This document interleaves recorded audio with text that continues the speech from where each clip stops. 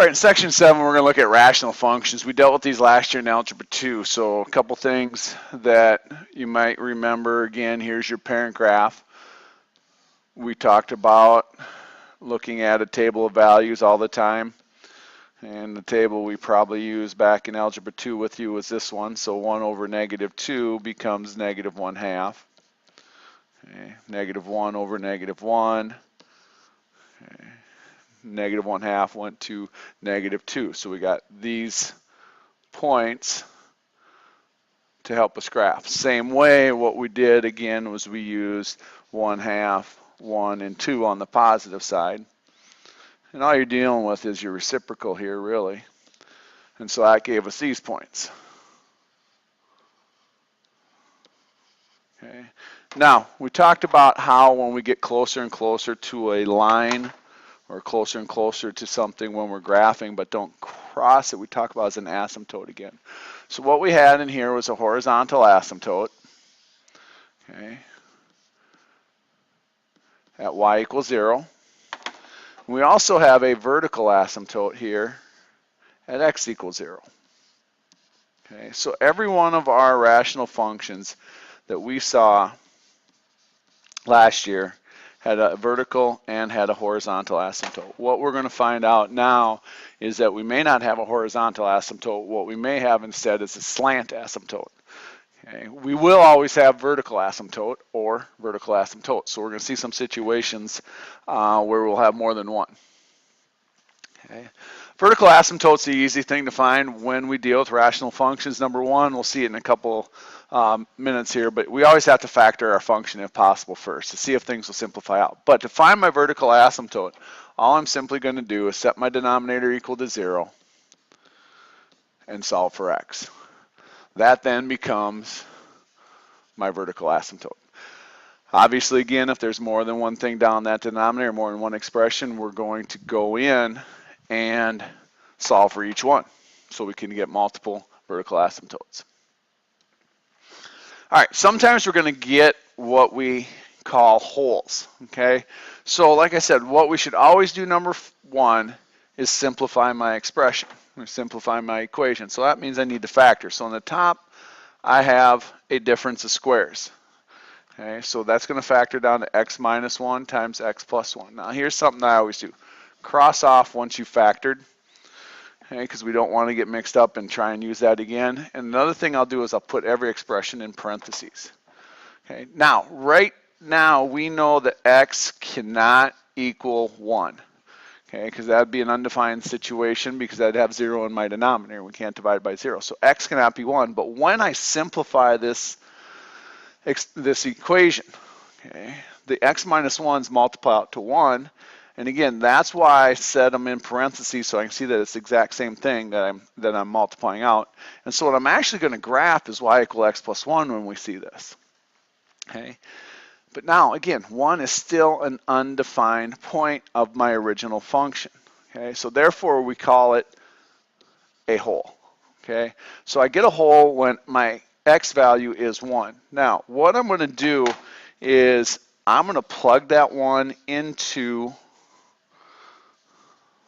the simplified version that I'm solving for to get a y value. And so if I were to be graphing this one, how I would start that out is I would come out here and at the point 1, 2, I would make a hole. I would leave an open circle because that's going to be a point that we're going to jump over when we start graphing. All right, now the next piece is we come in and we either are going to have a horizontal asymptote like we had in the past or a slant asymptote. You're going to have one or the other. Okay? You're not going to have both, and you're only going to have one. Okay. I always tell people to look for your slant asymptotes first because what happens to get a slant asymptote is the degree of your numerator. Okay, so here my numerator is second degree. It's exactly 1 greater than that of the denominator, first degree. Okay, exactly 1 bigger. So if I had a 4th degree in my numerator, okay, 3rd degree in my denominator, I'd have a slant asymptote. Okay, and so this is why we had to go through the long division because that's how we're going to find that slant asymptote. So I'm going to take x squared plus 4x minus 1 and divide that by x minus 2. So again, that idea of outside divided by inside. I should always get a linear piece. This is going to be a line again, remember, so it's always going to take the form of a linear equation. So it's never going to be an x squared or an x cubed. That's why it's 1 degree greater up above. Okay. So then when I take it times the x minus 2, I get the x squared minus the 2x. Change my signs. Okay. Now I'm not going to bring that stuff down because all I need to do is get my linear equation. So I'm taking the first in idea again, 6x divided by first out, and I'm going to get 6. And I don't even have to go any farther. Right here is my slant asymptote. Again, like I said, we need to get the form y equals mx plus b. We need to get a linear situation. Okay. So I didn't bring the negative one down because I didn't need to. Okay. So the nice thing is, yeah, I got to do long division, but I don't have to go all the way through. Okay. Now, if I don't have a slant, then it means I have a horizontal. So the next thing we look for is the degree of my numerator being the same as the degree of my denominator. So if you notice here, this is second degree up top and second degree on the bottom. And what we get then is the equation for my horizontal asymptote as y equals the ratio of my leading coefficients, so my a values. Okay. So in this case, numerator leading coefficient is 1, denominator leading coefficient is 3. So the equation for my horizontal asymptote is going to be y equals 1/3. That's simple. Okay. Every other case, okay, y is going to be 0. Okay, so when we check for slant or horizontal, we're looking at the degree.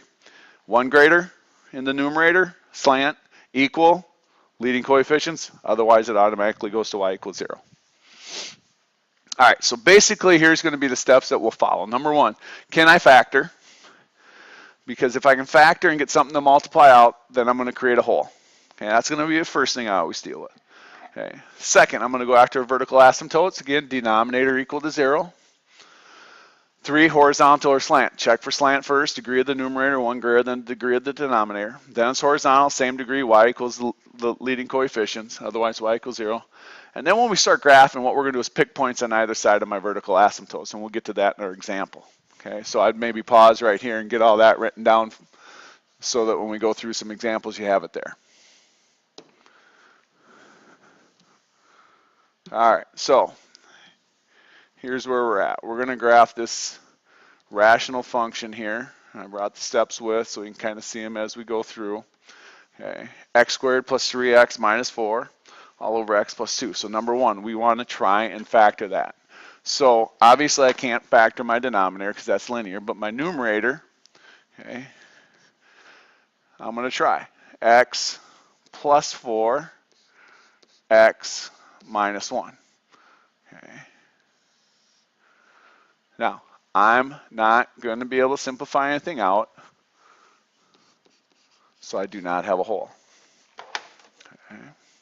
So moving on to your vertical asymptote. Set it equal to 0 and solve. Now, it's a line. You need the equation of a line when you're writing down what your vertical asymptote is. You cannot just simply put down -2. -2 is a point.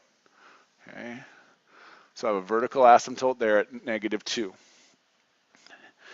Excuse me. Next, we'll go after the horizontal or slant. So again, we're looking at degrees. Okay. So when I look at this one, I have a second degree over first degree. I have exactly 1 greater, so I do have a slant asymptote here. And so now what I have to do then again is go through that long division idea. So x squared plus 3x minus 4, we're going to divide it by x plus 2. Okay, and like I said, that first piece I expect to be linear, x squared divided by x. Okay. So when I take x times x squared, x times 2, change my signs. And again, like I said, I don't even need to bring down that minus 4. because my next one would be x divided by x, which is going to give me 1. And here's where a lot of people forget to put the y equals, but again, it's a line, so I have to have y equals x plus 1. Okay. Y-intercept of 1, slope of 1.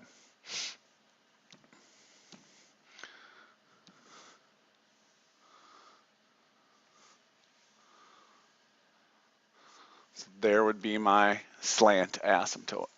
Okay. I don't have to worry about trying to find a horizontal. I get one or the other, so I have my slant. Now, we're going to pick points on either side of my vertical axes. Okay. And we're going to plug them back in here. And one of the things I'm going to do is I'm going to go back to when I had it factored. So what was it? X plus 4, x minus 1. Okay. Because I'm going to start out at x equals negative 1. Okay. And so to find my y value, I'm going to plug that into the factored expressions. Okay, so negative 1 plus 4, negative 1 minus 1, all divided by negative 1 plus 2. Okay, so when I plugged in negative 1, I got negative 6. Okay,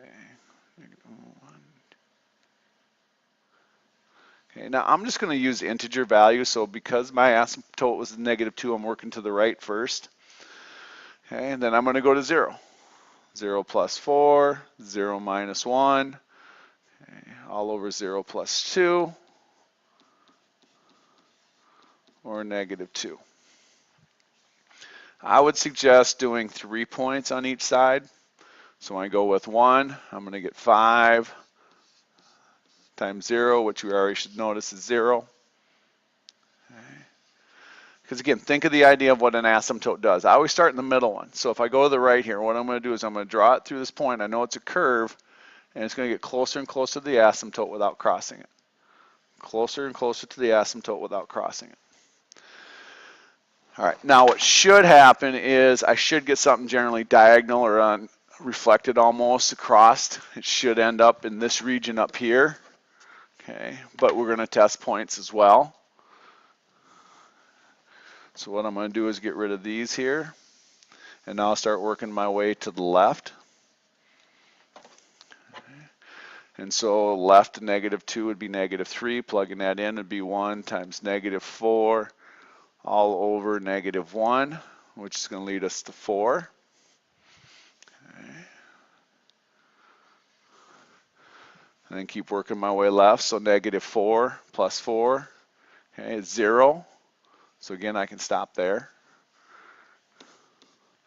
Negative 5 is going to lead us to negative 1 times negative 6 all over negative 3, or negative 2. And so now again, I have my 3 points. So from the middle one, closer, closer. Okay. Now my suggestion as well would be, once we are done here, is to check on the calculator to make sure they look somewhat similar. And when you enter these, one of the things that you have to do is make sure you put the whole numerator in parentheses.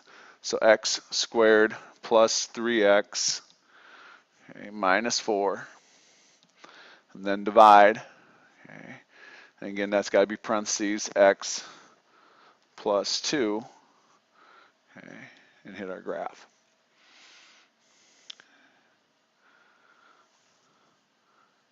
So you can kind of see that, okay, yeah, there is a horizontal asymptote here, and there is a vertical asymptote there. I mean, a slant asymptote there. A vertical and a slant, sorry.